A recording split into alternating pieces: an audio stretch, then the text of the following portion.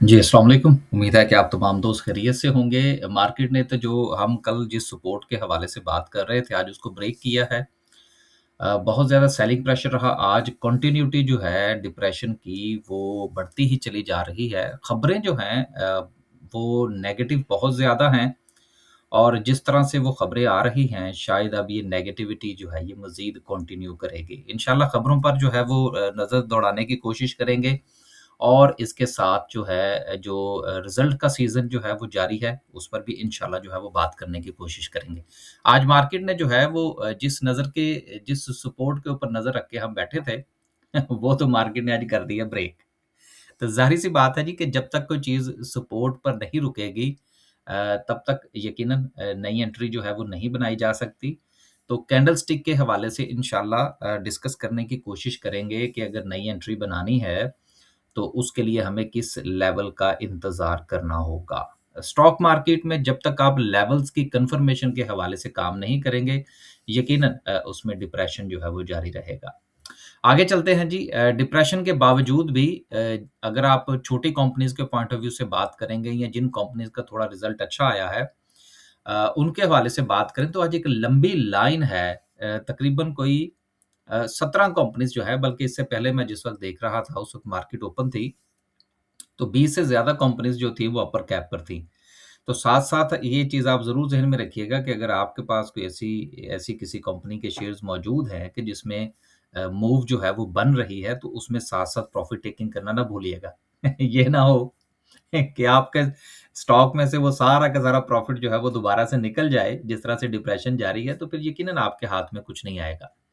Lower cap की बात करें तो यकीनन कोई काबिल-ज़िक्र कंपनी जो है वो मौजूद नहीं है। खबरों के हवाले से बात करें तो आपने कल जो था वो डोनाल्ड ट्रंप के हवाले से ये बयान सुना होगा कि जी आबने हुर्मुज़ जो है उसमें ओमान भी अगर किसी किस्म की कोई हैंकी-पैंकी करता है तो उसको भी तबाह कर दिया जाएगा।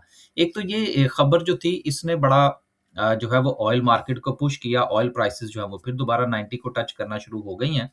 हो सकता है कि जब तक ये वीडियो आप तक पहुँचे कुछ तब्दीली जो है वो आ चुकी हो अपसाइड, क्योंकि डाउनसाइड के हवाले से तो कोई फ़िलहाल उम्मीद नज़र नहीं आ रही। दूसरी बात ये है कि ईरान ने भी यही कहा, ये कहना शुरू कर दिया जी कि दोबारा एमओयू की तरफ आएँ, अदरवाइज़ जो है वो स्ट्रेट ऑफ हॉर्मज़ जो है वो बंद रखा जाएगा।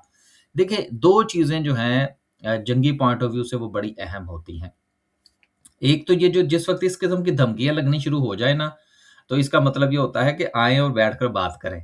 तो ये एक अच्छी बात है, हालाँकि ये इस बयान के बाद ईरान के कि जी आपने हुर्मुज़ हमने खोलनी नहीं है, हालात जो हैं वो ज़्यादा ख़राब हुए हैं। लेकिन इसका मतलब ये है कि आएँ और हमारी कोई सुलह करवाएँ दोबारा से। अब इसमें एक चीज़ जो है वो बड़ी अहम है, जो कि चंद दिन पहले भी हमने पढ़ी थी और इसके ऊपर हमने बात की थी, उसको मैं ज़रा यहाँ पर 1 मिनट में ऐड कर दूँ।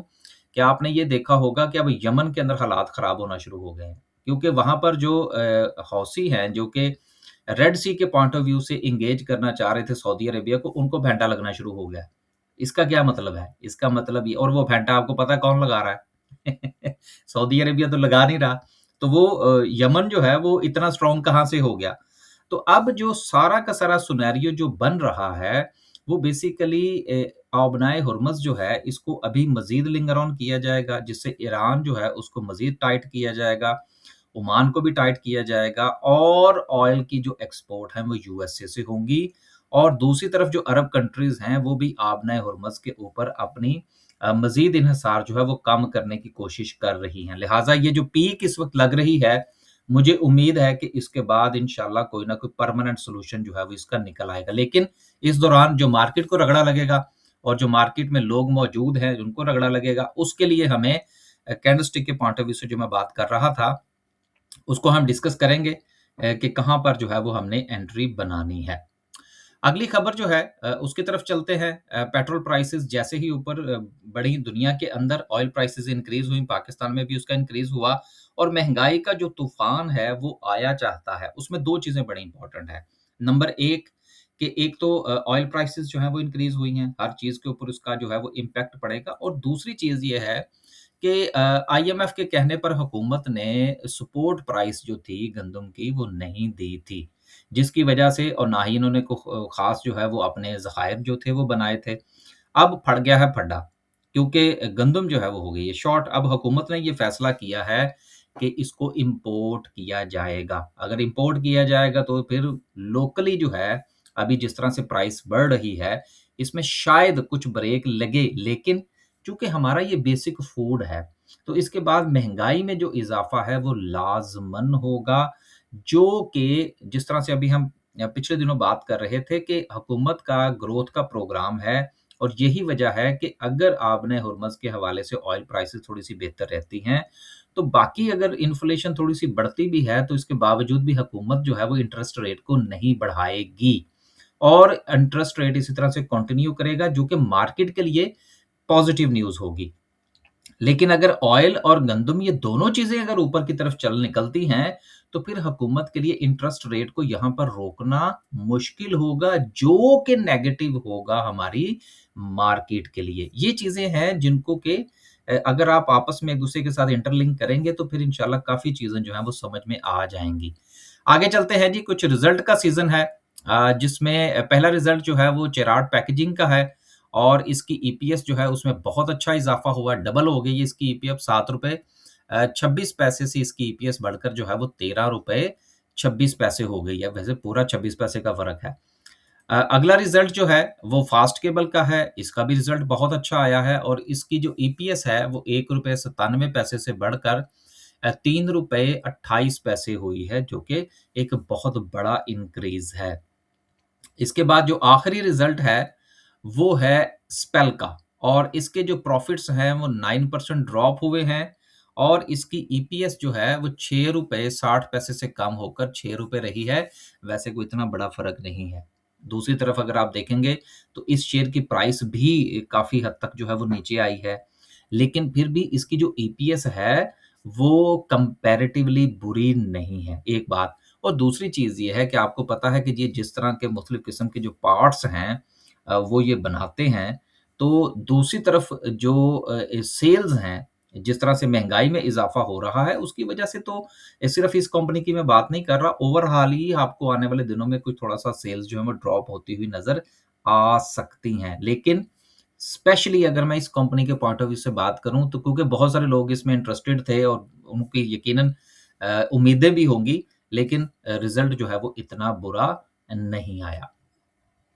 जी, तो लास्ट पे डिस्कस करते हैं आज की कैंडल को। कैंडल के पॉइंट ऑफ व्यू से कल हमने बड़ा तफ़सील के साथ लिखा था कि मार्केट का 179,000 का जो ज़ोन है, जो कि अराउंड जो है वो 1,78,500 से लेकर 179,000 का ज़ोन बनता है, वहाँ पर मार्केट का रुकना बहुत ज़रूरी है, क्योंकि वो एक इम्पोर्टेंट सपोर्ट थी। अब वो तो मार्केट ने कर दी है ब्रेक।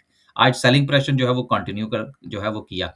अब ज़ाहिर-सी बात है कि नई ट्रेड अगर आपने बनानी है, तो वो हम उसी सूरत में बनाएँगे कि अगर कोई सपोर्ट या रेजिस्टेंस जो है वो हमें कंटिन्यू करती हुई नज़र आएगी। अब सपोर्ट ब्रेक हो गई, अब 1,79,000 का जो लेवल है, ये अब बनेगा रेजिस्टेंस। सो इसके लिए सिंपल जो जिस तरह से हम बात करते आ रहे हैं, जिस तरह से हमने 1,81,000 के हवाले से बात की थी कि भई यहाँ पर आप कुछ बेच लें। बहुत सारे लोगों ने जो था वो नहीं बेचा कुछ भी, तो उसके बाद से मार्केट मुसलसल जो है वो गिरावट का शिकार है।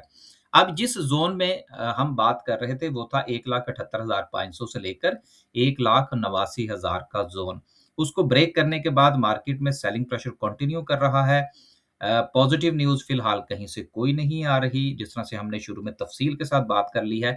लिहाज़ा कल अगर मार्केट आपको थोड़ा-सा बेहतर परफ़ॉर्म करती हुई नज़र आए भी, तो जब तक मार्केट जो है वो अपनी रेज़िस्टेंस 179,000 का ज़ोन जो कि अब पहले सपोर्ट था, अब रेज़िस्टेंस बन गया है। अगर वो उससे ऊपर नहीं निकलती, उसको सस्टेन नहीं करती, तो कल नई ट्रेड बनाने से परहेज़ कीजिएगा। हाँ, इंडिविजुअली अगर आपको कोई बहुत अच्छी ट्रेड मिलती है, कोई शेयर जो है वो आपको अच्छे लेवल के ऊपर मिलता है, तो यकीनन उसमें इंडिविजुअली जो है वो ट्रेड बनाने में कोई मुज़ायका नहीं होगा। बस ख़्याल रखें, कल एवियन की वज़ह से काफ़ी ज़्यादा मैं कल मुझे 2 मिनट लगे तो मैंने कमेंट देखे, वक़्त था मेरे पास। देखिए हमारा काम ये है कि हम नॉक करते रहते हैं कि स्टॉक मार्केट में अगर चीज़ें उतार-चढ़ाव का शिकार हैं, तो आपने उसी के मुताबिक काम करना है। बाकी आप लोगों की जो अपनी स्ट्रैटेजी है, आप उसके मुताबिक एक्सपेरिमेंट करके देखें, इंशाल्लाह नताइज जो हैं वो आपको साथ-साथ मिलते चले जाएँगे। इजाज़त दीजिए जी। अल्लाह हाफ़िज़।